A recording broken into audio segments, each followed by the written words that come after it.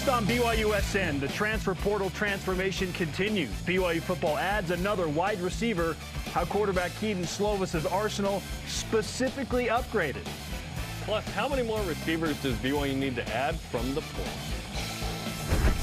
Welcome to BYU Sports Nation, presented by the BYU Store, official outfitter of BYU fans everywhere. It is Friday, May 5th. Happy Cinco de Mayo, everyone. Alongside Jarom, Jordan, I'm Spencer Linton. We forgot the party hats today. They're always on symbolically. Yeah, I got a lot of Mexican heritage in my family, people that came over from England and then 4 generations back lived in Mexico through my mom, and then I'm the one that hasn't, but certainly proud of that.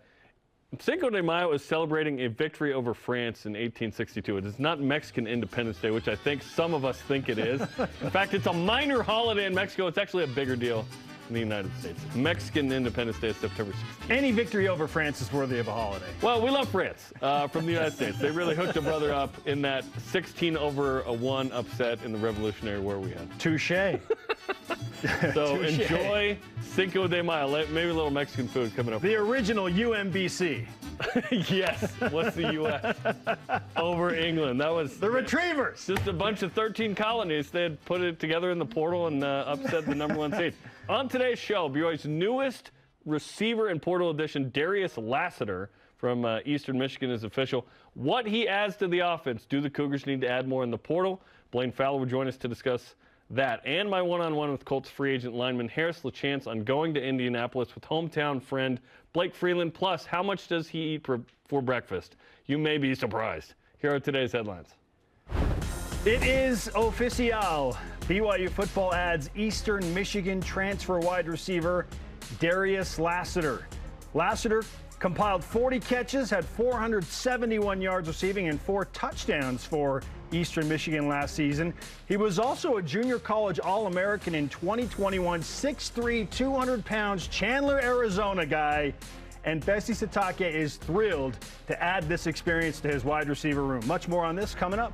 Ben Bywater named as a Lot Impact Trophy watch list candidate. Is it already watch list season? I thought that was later. Bywater led the Cougars in tackles each of the last 2 seasons.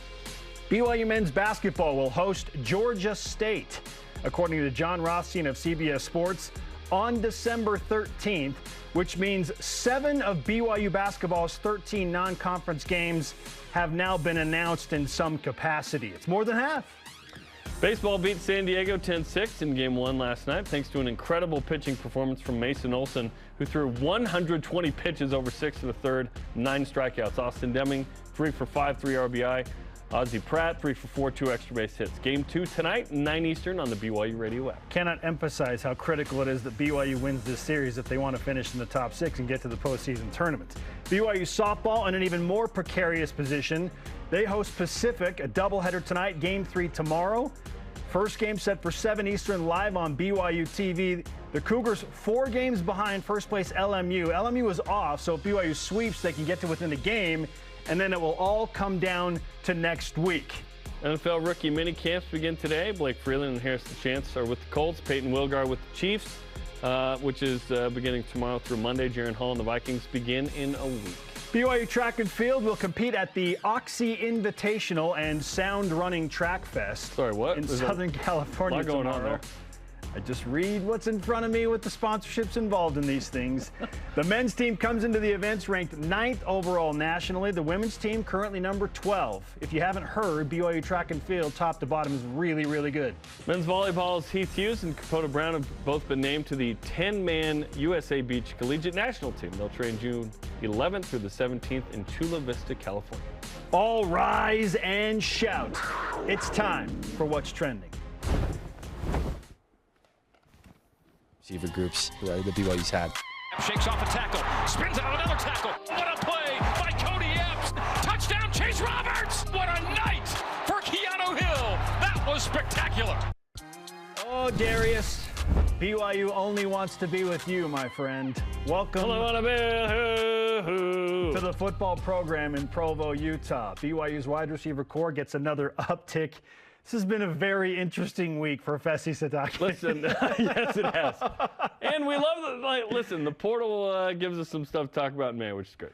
Cody Epps left. Now he's back. But did he ever really leave? Did he leave? And now Darius Lassiter joins Keanu Hill, Chase Roberts, and Cody Epps, yes, along with a core of young guys. Jarom, what does the Eastern Michigan transfer wide receiver specifically bring to the wide receiver group and BYU's offense? I think he immediately comes in and he's kind of you're in the top 4 right there, which is awesome. And maybe he is one of the top 3 receivers at BYU. We'll see. Maybe he's the best receiver at BYU. He's going to get a shot to prove that this year. You like the height and size, 6'3", 200. From Chandler, Arizona. Went to high school in Kansas, though. Looking forward to talking to him, hopefully early next week. Played in all 13 games last year, 40 catches, 471, 4 touchdowns. Those are good numbers.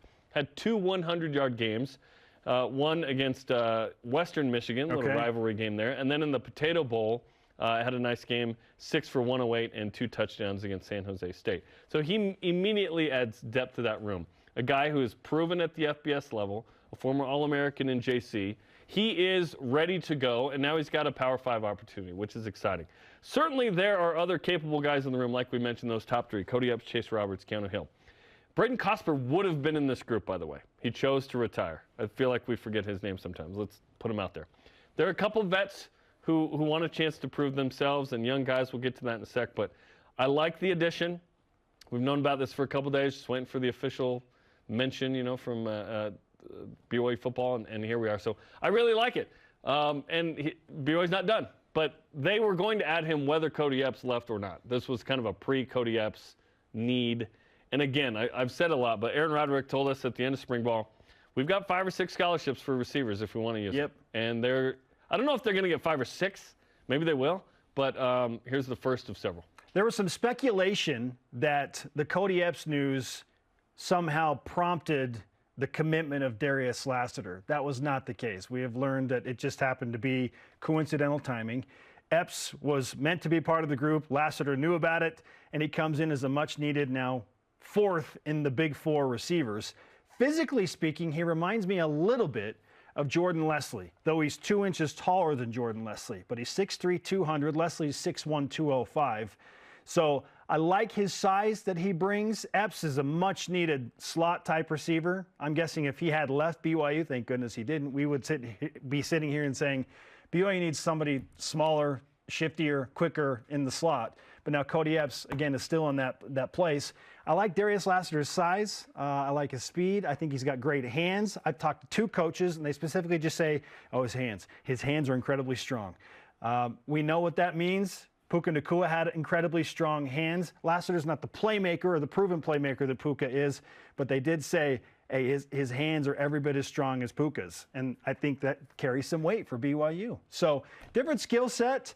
I'm excited to watch him play. And even though it's not Power 5 transfer, we're talking about a junior college All-American that has Division I experience. He'll get his Power 5 experience at BYU. Yes, he will. And I love that he's got multiple years to play. This is a good pickup for BYU, and hopefully a guy that's going to be here until he's done playing football and then on to bigger and better things, whether that's professional or otherwise. That's exciting because he does have 2 years. That's exciting. Yeah. Okay. I believe so. Yes. Because he played 2 JC and 1 Eastern Michigan. So I'm just wondering how he gets a. I believe the COVID exception is in there somewhere. Oh, gotcha. 21 JC something or other. Okay, great. No complaints. Topic 2: does BYU need to add more to the wide receiver room? I still think they need 1 more. I believe you feel like they need at least 2 more. If not more. At least 2. At least 2. At a minimum, just give me 1 more experienced guy through the portal, and then you've got 5 proven commodities. And if an injury or 2, heaven forbid, happen, that's when so be it. Dom Henry and Parker Kingston come into the mix. Exactly. But if you give me 5 experienced, proven receivers in that room, that's enough with the young core behind them. Yeah, it'd be great to have more, but I need at least 1 more. And from what I've been told, BYU is very, very active in the portal. They're talking to multiple guys who are making their visits this week specific to the wide receiver position. This week, like today and tomorrow, or next week? I was told this week. This week is going to be very busy, and they're hoping to add a few more critical pieces. That's great. Yeah, and who knows who fits where in those 4, by the way, with Lassiter. But I just like more experience in the room. So vets who want a chance. Hobbs, Nyberg, Talmadge, Gunther, Cade Moore. Guys who have been here for a couple of years who were like, well, can I be in that group? Absolutely. They'll have a chance to prove that, right, in practice. But BYU is still going to bring in a couple of guys. Freshmen or redshirt freshmen in no particular order who we're excited about in the future, and we'll see what happens, right? Kyson Hall, that's Jaron's younger brother. Of course, Dawson's on the baseball team. Kyson's on the football team. Koa Eldridge out of Hawaii. Parker Kingston, who had a hand injury in spring, didn't play a ton. Dom Henry from Florida. Devin Downing was a year behind Chase Roberts on that American Fork squad that threw for 10 million yards. JoJo Phillips is the kid from Sierra Canyon. Yeah, I like JoJo's basketball game. Bronny James. So that's a good young group. Because it's the Big 12 and because we just don't know how hard that's going to be and what kind of options Keaton Slovis and this offense need, yes, I think I'm with you. If BYU got one more, I'm good. Yeah. If they got two more, like Darius Lassiter plus, now we go, okay, we are ready for any kind of attrition that may occur. And listen, men's basketball, myself included and others, have been critical of the it's just a bunch of portal guys. How do we sort of sustain that? BYU football in certain spaces is investing in the portal more than the sort of homegrown guy in a way, where they feel like they need to get returns now. Like quicker investments as opposed to the long-term investments of the high school kid who's going on a mission, who needs a couple years to develop before he's an impact player. In that case, it's 4 or 5 years. In the case of like the offensive line room, BYU got like 4 or 5 guys out of the portal to be in that top 8 to 10 spots on the line. In the wide receiver room, you could argue BYU retaining Epps is a big deal. Granted, it was like a 48-hour deal, but that's like a Yoli Childs-like move there with BYU re-recruit someone to be here next year. And you need other guys that are ready now. Because when you play at Oklahoma, or against Oklahoma on Senior Day, November 18th, you just need guys because you don't know what kind of ankle injuries and hamstrings and what. Last year, we didn't think, you know who's not going to play as much as we think? Gunnar Romney and Puka Nacua. We did not have that inkling or idea. The hope is you stay healthy. I think they played in one combined game in the first 5 weeks, right? Gunnar gets hurt in fall camp. I think he plays in total of like 2 games, maybe 3 or something. And Puka is not 100% all year. You just need good players ready to go at multiple positions. Like Jake Retzloff needs to be ready to go just in case. That's the role of a backup. So I'm excited about Lassiter adding to a good core of 3. I wouldn't say he's the 4th dude right now. I don't know what he is in that group. He might be BYU's best receiver. I don't know. Let's see. But I like the group of 4. If you add 1 or 2 guys with those kind of numbers at the FBS level, I don't care if it's like you G5 or P5. Sure. Obviously, if you've done it in a P5 league, that's awesome. You bring it in. Now BYU is cooking with oil, right? At running back, I am interested to see what BYU does there. It feels like the Cougars are content. Aiden Robinson's your guy, and then you got Hinckley, Ropati, Miles Davis as experienced dudes. L.J. Martin coming up behind him. Jackson McChesney, by the way, officially retired from football, which was a bummer. How does Sol-J factor into that room? Sol-J is this hybrid wide receiver running back that they can use however they want. So it's interesting to see at the skill positions kind of what happens there. But BYU's done a nice job in the portal in the offseason. I am more than pleased with the additions that BYU has added to football and men's basketball to feel like, okay, in football you're going to give us 7 and 5 plus, and in basketball with perhaps 1 more piece, maybe 2, you could be sniffing the tourney and make it interesting, which is the minimum we want in a basketball season. Is like, give us NIT plus, give us a shot at the tourney. And in football, of course, it's always going to be bowl game. We'll add to that later, but in the first year of the Big 12, it's like just get to a bowl game. Another name I'm excited about, and I know we're probably 12 to 18 months away from seeing him like run significant routes at BYU, is Cody Hagan. Right? I mean, I'm just really excited about what he will eventually bring to BYU. Yes, I just he's kind of the next in the line of like solid return missionary guys, right? Like the next Chase Roberts, if you will. Yes. Yeah, I like what Hagan brings. Are we most excited about future BYU athlete that's not playing this fall, Colin Chandler? Is he like the #1 answer to that? Right? Yeah. He's roaming around in London right now. If you follow him on his mission, he and his companion are like burning stuff for people in the community all the time. Sure. They have like a wood burner. They're just burning stuff. How much does the tight end group, specifically Isaac Rex, make coaches feel better about not having to go get multiple receivers now? Like, if they go get one more and they have 5 experienced guys and they've got Isaac Rex, does that somehow make things better? Does it make everybody feel better? Yes, but to me, they're just... Is there less pressure is what I'm getting at because you have Isaac Rex to go get multiple receivers? Sure, but those are different positions to me. Like yes, they're pass catchers, but, well, Jackson Bowers.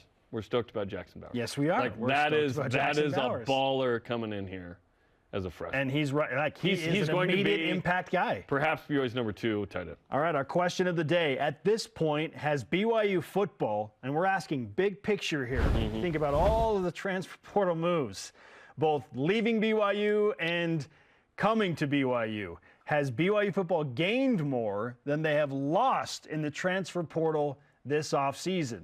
I feel like we should probably remind BYU fans, because it's been a minute since BYU lost somebody, and Epps didn't end up leaving. But, I mean, the Barrington brothers and Keenan Peely are at the top of the list, right? Gabe Judy Lally also Logan follows Fano. Peely. Those are kind of the top 5, yeah. So JFloyd314 on Twitter says, it's been a big win for BYU so far. BYU's adequately replaced every departing rotational player and added several upgrades. Yeah, I think overall it's been a net positive because of quantity. BYU did not replace Clark Barrington with anybody as good as Clark Barrington, in my opinion. But the quality of multiple guys and the depth at BYU and quality at that position, I think, has been really good. Yeah, I look at it by position group. Has the defensive line gotten better? Yes. The offensive line overall gotten better? We think so. Have the linebackers at least held serve now, even though they lost Keenan? Yeah. They went and they got some dudes, right? AJ Vongpacha at Utah State. Experienced. Absolutely. Yeah. So that just kind of ask yourself by position group, is BYU at least even or better than they were? And I think for the most part, this is leaning towards a net positive. Yes, yeah. I do have questions about kicker still. Still have questions about kicker. Fair. Yeah. All right. Okay, BYU softball hosts its last West Coast Conference homestand. Oh, ever in the WCC. Wow. Against Pacific. Doubleheader tonight, 7 Eastern on the BYUtv app. Up next, dual threat analyst Blaine Fowler joins us. Been busily watching the transfer portal like the rest of us. Does he think BYU football has gained more than they've lost in the portal specifically? Is it a net positive for basketball? This is BYU Sports Nation.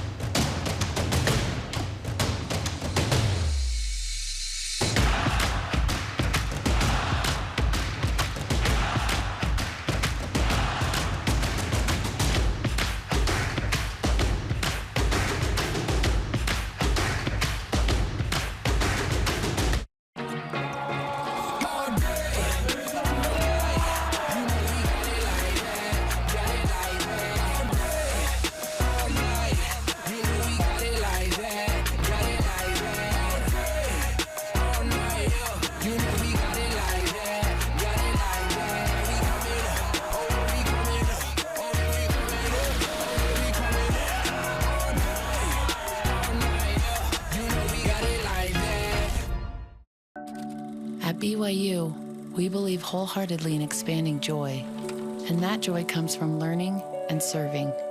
Some of the best, most lasting learning happens when we serve, when we experience, when we connect in real, lasting ways. It's what we call inspiring learning. Learning that inspires us to create a better world, to do and be better. After all, light shared is the best kind of light. Would like to publish your little book, Miss Potter. Well, I'm pleased. I've given your book a great deal of attention, and I'm in every way at your service. Oh! We do make rather a good team, don't you think? Your book has been very important in my life. You have been very important in my life. You have a chance for happiness. Take it.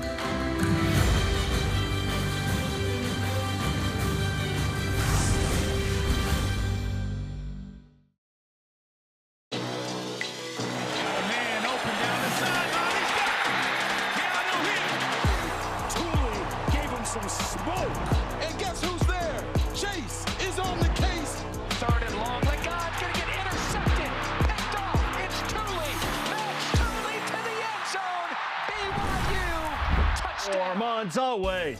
I forgot about Robert Griffin III's chase on the case. That was so good against Baylor. That was the best night of the season. The Baylor game, hands down. Magical. That was the best. Magical night in the 2022 season. That's awesome. We're 4 months away. A little under 4 months away. 4 months. Game number 1. Gosh. Oh, this offseason is going to fly by. All the Big 12 media days, everything going on. Yeah. Luckily, it's under 4 months. But Let's go. Just a hair. Welcome back to BYU Sports Nation. We are live with your day-to-day BYU Sports play-by-play. I'm Spencer Linton alongside Jarom Jordan. It has been a transfer portal transformation, and we can barely keep up. There's so many moving parts here, but that's our job. We're on top of it. I have nothing else to do. I keep up perfectly. Perfectly. I am. I have nothing. This is my paid profession. Yeah. Joining us now to go over the transfer portal fun and assess if indeed BYU football is a net positive or have they lost and they're net negative is Blaine Fowler, dual threat analyst on BYU Sports Nation. Blaine, welcome back to the show. How has your experience with the transfer portal been over the past few weeks? Well, it's kind of the whole transfer portal combined with the NIL thing sure makes it exciting. This time of year, usually we've got nothing to talk about, right? But you're telling us.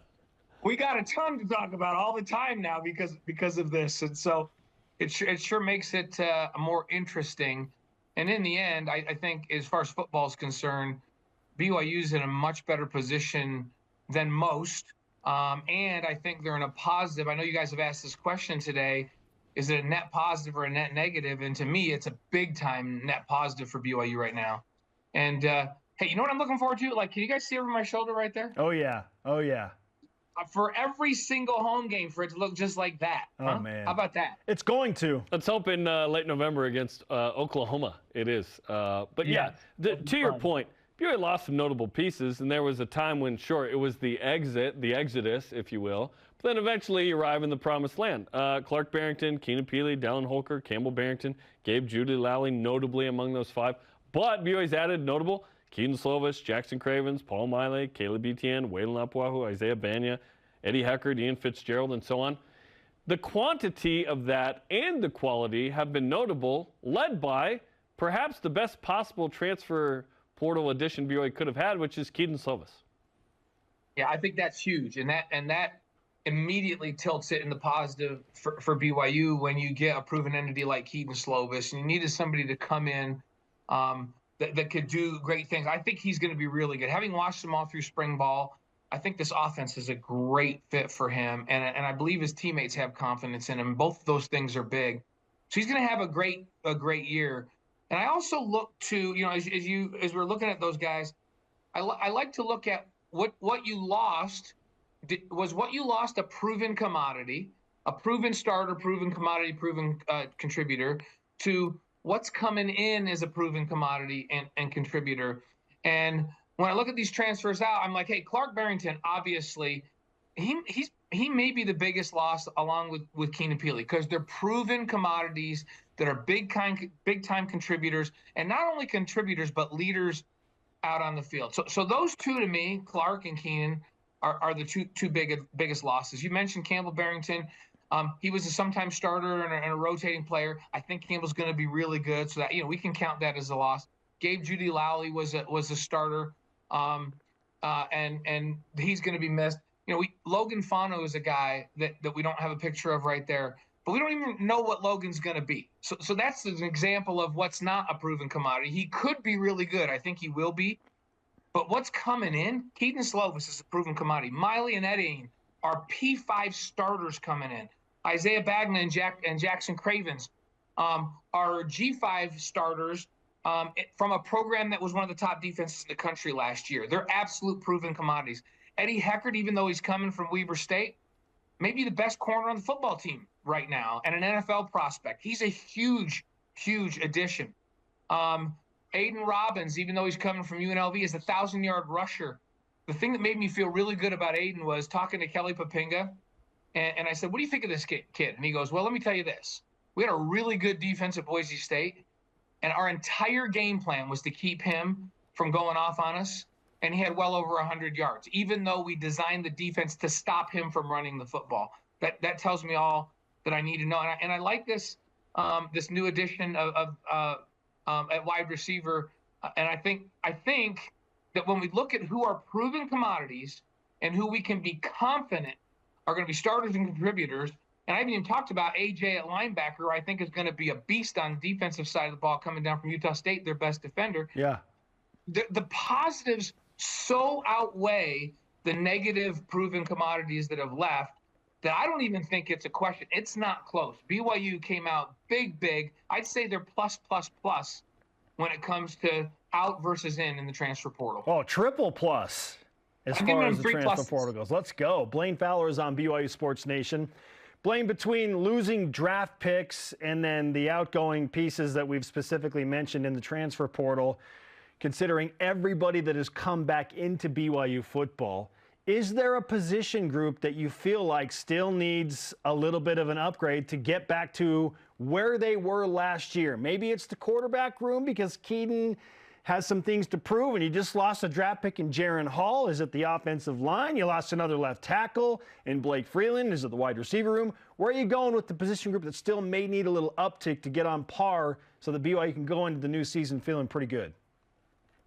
I actually feel like I feel really good about the offensive line. You mentioned that because you lose a Blake Freeland and you lost a couple of transfers. That's the position group I was most concerned about that I'm not as concerned anymore. So that's not exactly the answer you were looking for. But that, if you would have asked me before the transfer portal season, I would have said I'm really concerned about the offensive line. I'm not concerned about that anymore. And I'm really not that concerned about quarterback because I think that not only is Slovis there, but I think there's some quality depth at that position as well. The position I still feel like they could add a piece or two is at wide receiver. Okay.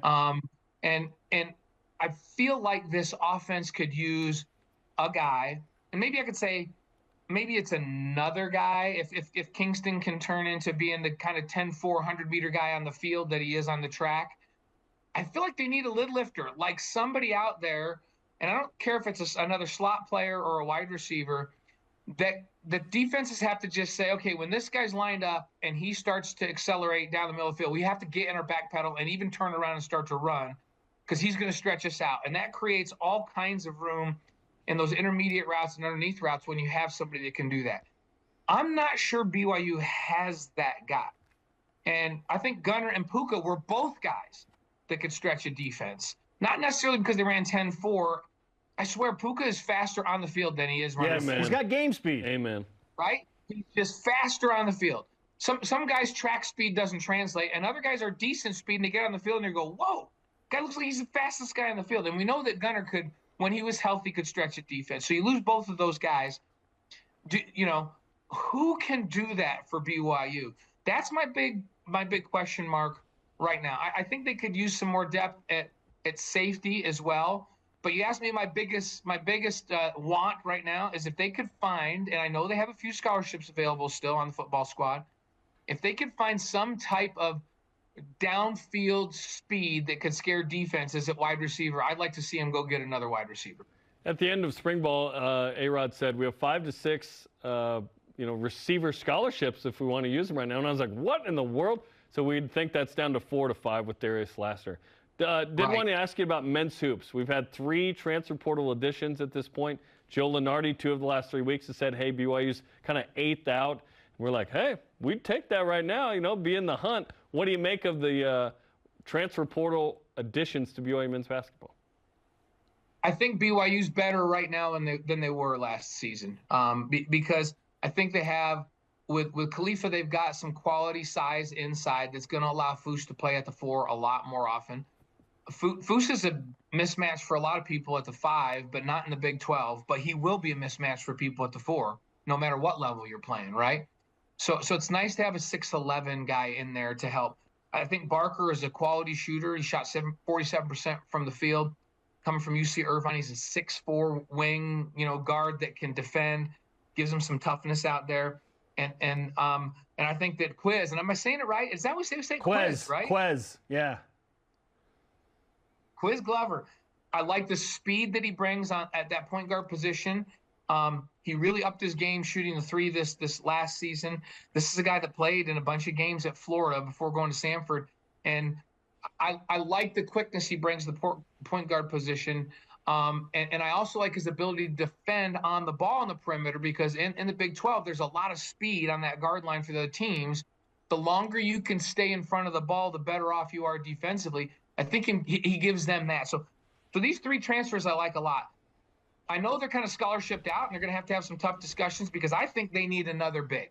If they're really going to be good, I think they need another big, whether it's a 4 or a 5, but somebody, I'm talking 6'9" or taller, that they can rotate in that front line, because the Big 12 is a big league. A lot of good bigs in that league.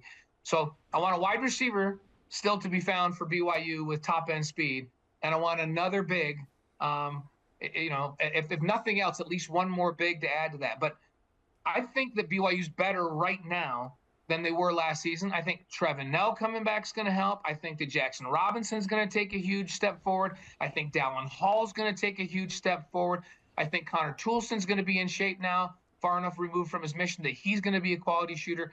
So I don't think it's crazy to think that they could be, 6th or 7th in that league. And if they're 6th or 7th in that league, even 8th, you're right on the bubble of the tournament, which would be more than we could ask for next season. Blaine Fowler delivering his transfer portal wish list today on a Friday to celebrate Cinco de Mayo. Let's get Blaine what he wants, shall we? Let's make it happen. Can you guys go find me a big somewhere in the transfer portal, please?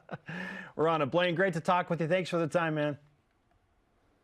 All right, guys, thanks. Uncle B doing his thing, dual threat analyst. Yeah, that's an interesting take. The what do you say, lid lifter among the receivers? I like that a lot. A burner that can stretch the defense. And then another big, yeah. BYU needs another big. I've been asking for the same thing. So. And you specifically want a 4, right? Someone to help out Foose? It could be another, 4/5.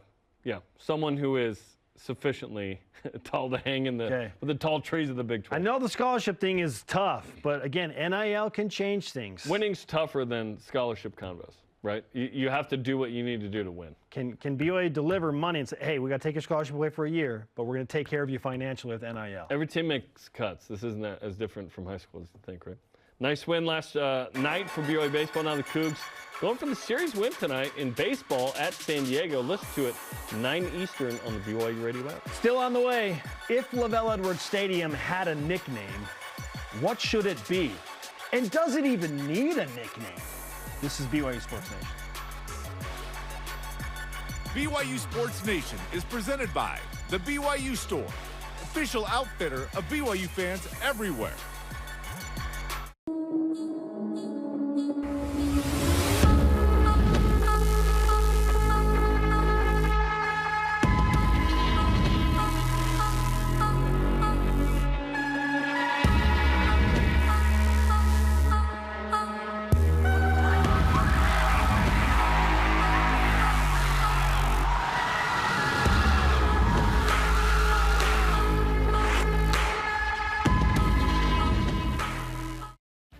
Tim Daly Ford in Spanish Fork sells Ford vehicles including the F-150, the pickup designed for work and play. Tim Daly Ford maintains a large inventory, providing more choices for selecting an F-150 with the power and engineering to carry and tow heavy loads. The F-150's design offers comfort, safety, and a range of options to choose from. Think Ford, think Tim Daly Ford in Spanish Fork.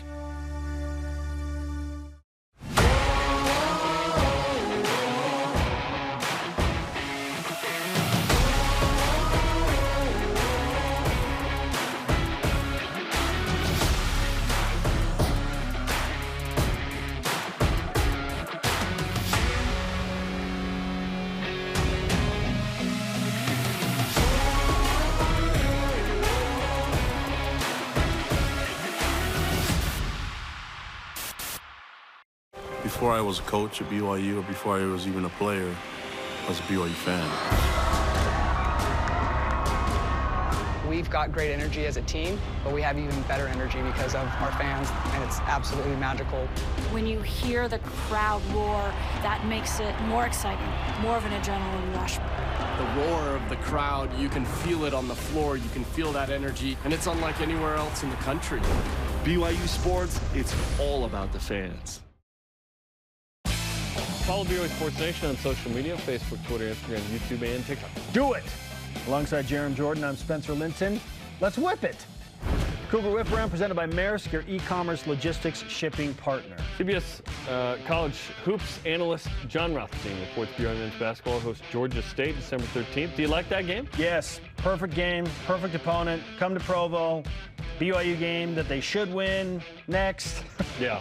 So here's what Give me another. Has been reported so far. San Diego State at home, Morgan State, Evansville, Georgia State, all home.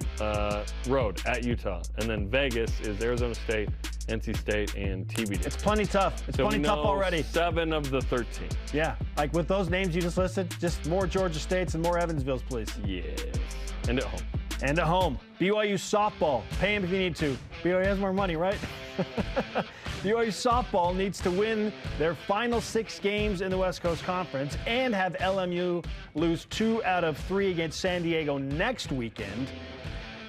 Whew. What are the chances that BYU softball gets into the NCAA tournament and doesn't miss out 2 years in a row? There's a chance they miss out because they don't control their own destiny, unfortunately, because they lost the series against LMU. Hopefully, they can win out, and hopefully San Diego takes care of business. San Diego is the 3rd best team in the West Coast Conference, but the way BYU obliterated them does not give me great confidence that they can solve the best pitcher in the WCC. Her name is Jenna Perez. She's an honorable mention All-American at LMU. So much honor in that mention. She's really, really good. I'd give it like a 5% chance, honestly, that happens. And maybe that's too high. That's not great. Not great, Bob. BYU baseball currently in 7th place in the West Coast Conference, 9-10 record. Behind 6th place St. Mary's, 11-10. Top 6 teams make the tourney in Vegas. What are the chances BYU baseball makes it to the tourney? WCC. They have a better chance of getting into the conference tournament than softball does of getting into the NCAA tournament, that's for sure. A little easier to get top. Yeah, it's because of who BYU gets to play down the stretch. A couple of clubs that are not great. Good win for BYU against San Diego. I'd say like a 40% chance that BYU can finish in the top 6, especially if they can just sweep the series of San Diego. Oh my gosh! And then you have Pepperdine Pacific, yes, who are cellar dwellers not as well. Great. Yeah. Even win the series against San Diego. It takes 2 out of 3, and then dominate. Just win series. You don't need to dominate the cellar. Hey, let's go. A lot of college football stadiums have nicknames like the Big House or Death Valley. Yeah. Okay. So if Lavelle Edwards Stadium had a nickname, what would it or should it be? I don't have a good one for this, so we went to social media. Here are some of the responses. Chase Rogers on Twitter, the Steak Center. That would not relate to everyone else. Andrew Syme on Twitter. I'd call it the House of Midnight because for the last 10 years, that seems to be the time I was leaving it. Okay. Okay. The Brett Midnight Roper House on Twitter. The Mission Home. That's good. Justin Up on Twitter. High on a mountaintop. Written by my relative Joel H. Johnson. Nice. Yeah, high on a mountaintop is interesting. Yeah. Right? Because that's more like between the hedges of Georgia, right? I would argue most do not have a nickname. Okay. Only like the great ones have a nickname. You know what I mean? Yeah. Like, I feel like the Lavelle Edwards Stadium kind of does already have a nickname, though. Kalani refers to it as Lavelle's house. The players refer to it as Lavelle's house. We call it Lavelle's house. Yeah, that's a nickname. It's Lavelle's house. That's kind of its nickname. Lavelle's already, a unique name, and so that fits in. So I don't know that they need another one. They kind of already have one. Yeah. Also, it just happens organically. Yeah. It just. Yep. Lavelle's house kind of seemed to happen organically, right? Yeah. Lavelle's house. We got to protect Lavelle's house. La Casa de Lavelle. Ramp up the security, man. Let's go. Get you that Vivint security. Yeah. Vivint is involved. Up next, Jarom Jordan goes one-on-one with new Colts offensive lineman Harris LaChance. Let's go, Harris. Did you win? No, absolutely not. Discussing his draft experience, teaming up with Blake Freeland for the Indianapolis Colts in the NFL, and breakfast food? Yeah, breakfast foods. We talk about it. This is BYU Sports Nation. This portion of BYU Sports Nation is presented by Maersk, your e-commerce logistics shipping partner.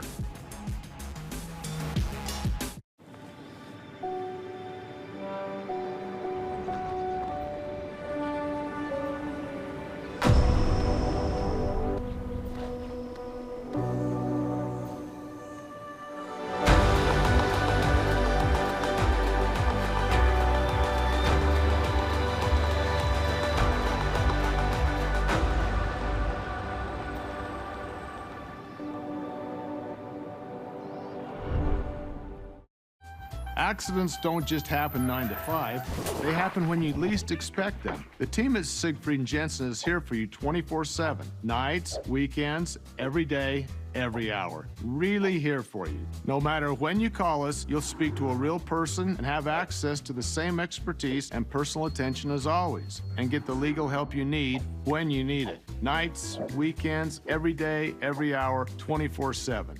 Learn more at siegfriedandjensen.com. If you're looking to build your brand awareness and increase market share as BYU moves into the Big 12, this is the place, BYU Athletics. We can provide the tools you need to make sure your company is seen and heard. BYU Athletics is where you can align your products and services with loyal fans that cheer for our Cougars. And they can also help your business win. Learn more about what a partnership with BYU Athletics and your company will look like. After all, this is the place. Email sponsorship at byu.edu today. Would like to publish your little book, Miss Potter. Well, I'm pleased. I've given your book a great deal of attention, and I'm in every way at your service. Oh! We do make rather a good team, don't you think? Your book has been very important in my life. You have been very important in my life. You have a chance for happiness. Take it.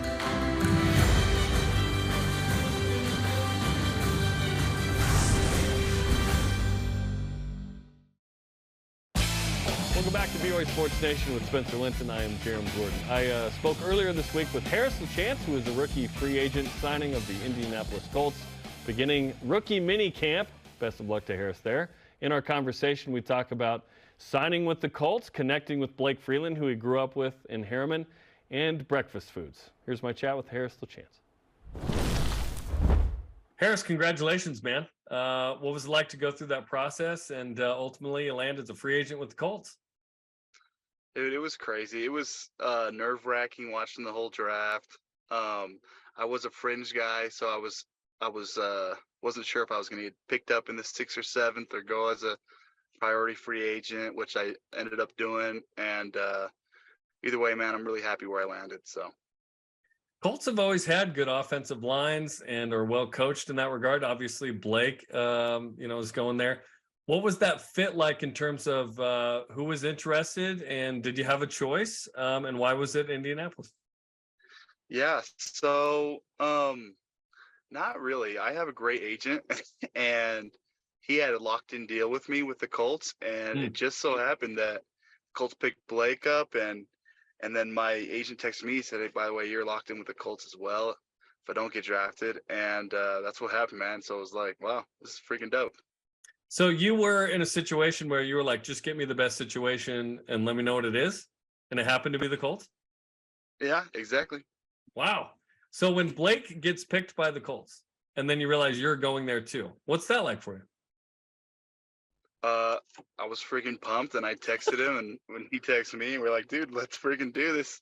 You know, I mean, we played at Harriman together, played at BYU together. Now we're going with the Colts together. So it's a funny thing. You can't make that up, man. Like, I don't know, why destiny has us like that, but it does, man. So it's cool. And is there like a Mustang Colt thing too? Like there's something there, like with horses or whatever, let's go. The connections run rampant. So. I guess Cougars and horses. Yeah. The connections are just going crazy, off the charts. So is this a situation where you will sort of obviously you want to make the team and you want to be there a long time? Do you get separate apartments, but you go to dinner often? Like how connected are you and Blake going to be? I'm not sure, man. I'm not sure all the details yet, but we fly out tomorrow. I know that's a lot of the things. I wonder if we'll be roommates. I wonder if they'll put us as roommates. I don't think we get to choose. So that would be fun though, right? You'd love that. Oh, it'd be awesome. Yeah. It'd be awesome. We've been talking about, I was just with Blake, so we've been chatting it up, and it'll be a fun time, man. I'm really excited. Did you care where you went, or you just wanted an opportunity? I just wanted a good fit for me, somewhere where I can play, and this is a great fit for me. And I love the game, and I want to play in the NFL on the next level, and so couldn't be happier, man. All right, you mentioned the connection with Blake. Like, when did you first meet Blake Freeland, and have you always sort of been on this journey together? And were you always friends, or did that happen later? So I met Blake in high school. However, I am a little bit older than he is. And so basically I've always known the Freelands. We both live in Harriman, and I've always known his dad really well. His dad was my principal in like junior high, if you can believe that. Nice. So, but yeah, man, the connection's always been there, and always loved them. And, it's a tight-knit community, the Harriman boys, and we like to keep it that way. And playing at BYU together was just so awesome and so much fun, and really, really bonded us, I think, even more. And now that we're, going to the Colts together, I think it just continues, man. It's just funny how life works sometimes. So what's the schedule like from now? What kind of contact have you had with the Colts? So I've done a lot of meetings today. We fly out tomorrow for rookie mini camp, come back Sunday, and then we're here for a week, and we fly back out to go to OTAs, which is about 5 or 6 weeks. What are you hoping for? What are you expecting in that process, obviously, to try and make that team? I'm going to go out there and do what I do best. Just, get the cleats on, get the helmet on, go out there and have some fun, knock some heads around, work on my craft, work my technique, learn the playbook. And that's all anyone can do, really. I assume you want to be a tackle. You and Blake at left and right tackle would be pretty cool. Are you open to guard? Because it's been fun to watch Brady Christensen become, a starting left guard in the NFL with the Panthers. Oh, yeah, man. Yeah, I think bookends would be really cool with me and Blake. But also, a guard would be fun, too, man. I'm like, new team, but I'm still a team guy. So whatever you need me to do, I'll do, man. What'd you think of the overall NFL draft for your fellow teammates? 3 picks in all, which was pretty cool. I thought it was great. Wasn't surprised with all these guys. I mean, working with all these guys, we've had a lot of NFL talent, and I think we will continue to. So, are you looking forward to perhaps playing anybody specifically in the NFL, whether that's one of your teammates or like an older BYU guy in the league? Definitely all the teammates. Yeah, and all the BYU alum. I mean, that's fun, Definitely got to get that after game pick like you always post. But growing up, my favorite team was the Giants. So when we play the Giants, that'll be fun to play them. Be like, yeah, hopefully beat them. Just fun. Yeah, that's awesome, man. And what's fun is there's so many dudes in the NFL now from BYU. It feels like every week there's going to be a bunch of guys playing each other. What's it been like to kind of see the talent increase to that level the last couple of years? It's been good. It's been great for the program. I think that, nowadays, especially even when I came in, the standard was that we're going to the NFL. Every player in this room has a dream to go to the NFL, and playing here is going to make us capable of doing so. So I think that that's how it's been and how it will continue to be. And I'm grateful for it. I'm grateful for my time at BYU. I loved it. So that O-line last year was special, man. PFF had it as the number 1 pass blocking, number 12 ranked run blocking. I mean, it was all time. It might have been the best O-line of all time. Like, did you guys feel like you were really, really good? Yeah, I think that we continue to just try and improve ourselves every week. If we struggle with something, we did our best to get better at it during the week and perfect it on Saturdays. And so, but that's what I love about the whole line is that we all knew each other for a long time. We all were boys for, 4 or 5 years. So we had a lot of fun.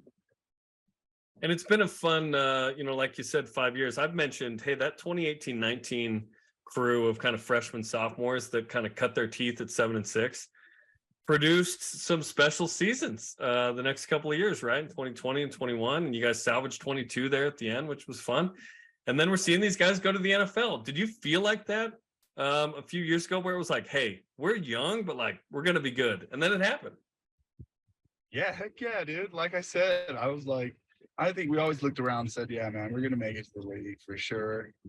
We're gonna get our payday, man, and it's gonna be awesome. And we're gonna kick some butt here as well. So. And if you don't pay for dinner, Zach or Jarom can pay for dinner now, right? Exactly. They owe me. Yeah, they owe me a couple meals here, so I'll have to hit them up. What is the like when you're like in it? What is like the average amount of food / what the cost is for like an O lineman like yourself? That's like, what are you, 6'8", like 325, 330? Like, what are we talking about here? Dude, it just depends on how hungry you are. Like, honestly, right now I'm pretty hungry. Like, it's not unusual for me to order 2 meals. You know, especially I'm a big breakfast guy. You know, so breakfast you got to go, you know, sweet and savory. So maybe I'll get big breakfast plate, you know, sausage, bacon, hash browns, eggs, toasts. But then I'm like, you got to crave, you know, you got to, you know, let the cravings of the sweet tooth in a little bit. So you're going to have to get a little French toast, a couple of French toasts, maybe some chocolate pancakes, but don't go crazy. You know, I don't want this to be like all over the news and stuff. Wow, Harris eats so much, it's a fatty. Listen, bro, when you're this big, you got to eat a lot. All right. That's what I'm saying. Yeah.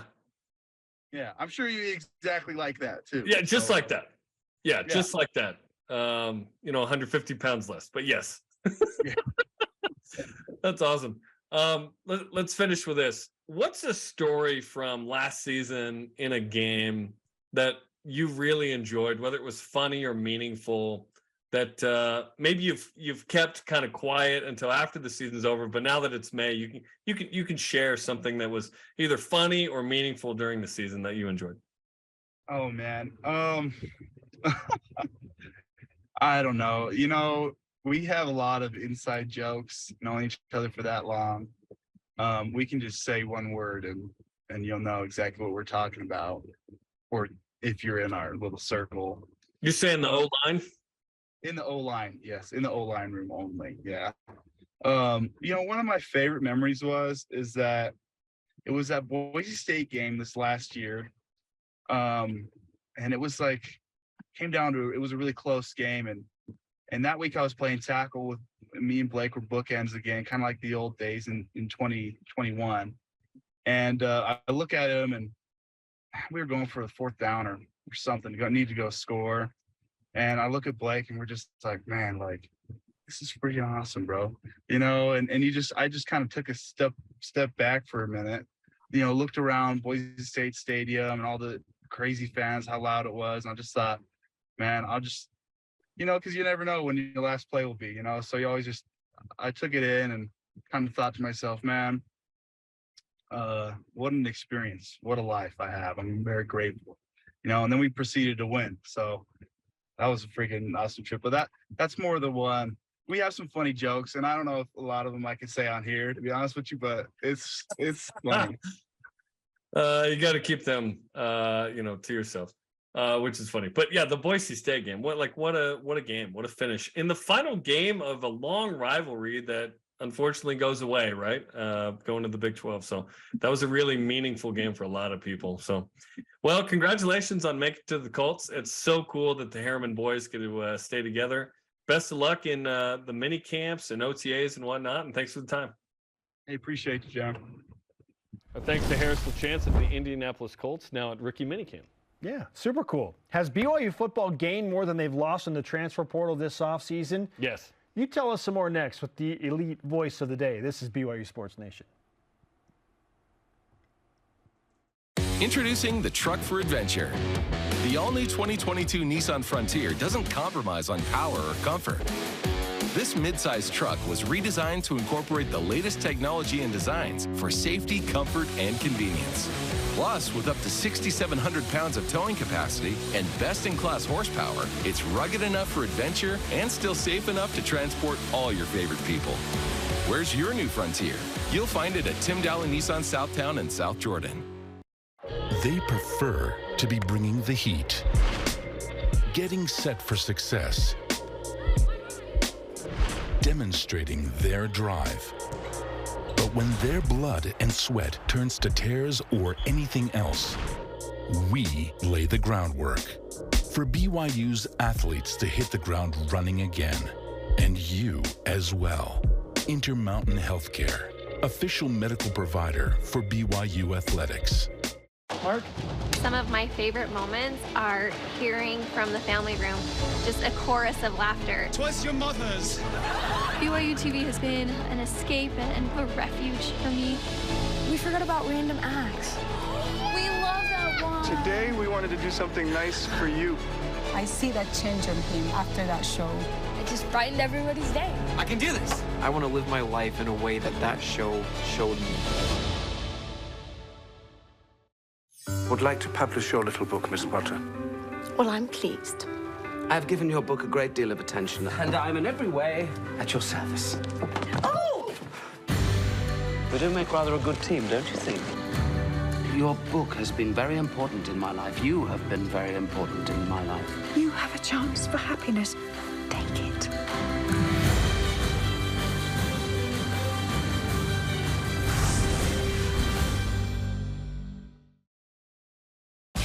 This portion of BYU Sports Nation is presented by Mountain America, the official credit union of BYU Athletics. Welcome back to BYU Sports Nation. Our question of the day is, at this point, has BYU football gained more than they have lost in the transfer portal this offseason? Cougar Stats on Twitter says BYU is currently 20th in the nation for transfer portal acquisitions by 24/7 Sports. That's a win. You like that? I do like that. For the second time this week, our Elite Voice of the Day, presented by PAX Healthcare Elevated, comes from Jody Gowans on Twitter. Says, yes, I would definitely take what BYU has gained over the loss, especially with Elder returning. 100%. Cody sort of adds to that, even though he never left. Today's Rise and Shout Out, presented by Mountain America, the official credit union of BYU Athletics. So we made a big deal of the 2000th episode of BYU Sports Nation. Yep. We're not making as big a deal of the 2500th episode. But that's what we had today. So shout out to everyone who's been involved in the show from the beginning. We appreciate the support from Derek Marquis and Michael Dunn, and now Jeff Simpson. Michael Miner, our original boss. And the OG. Now Junior, Dave Phillips, of course, and everyone involved. Thank you. This is the funnest job that we could possibly do. We're approaching 10 years. In September. 10 Also, years. fun fact, we were not the original intended hosts. If you pay us enough, we'll tell you who the others were. 2,500 episodes. An episode 2,500 on Cinco de Mayo. There's a reason to celebrate Cinco de Mayo. Yeah, let's go, babe. Our thanks to today's guests, Blaine Fowler and, of course, Harris LaChance. Sorry to Dennis Pitta, we ran out of time. Somehow Dennis made the IMDb page here, by the way. For Jarom, I am Spencer. Shout out to Andrew Rich. BYU Softball on the BYU TV app beginning at 7 Eastern. Go Cougs. Hey.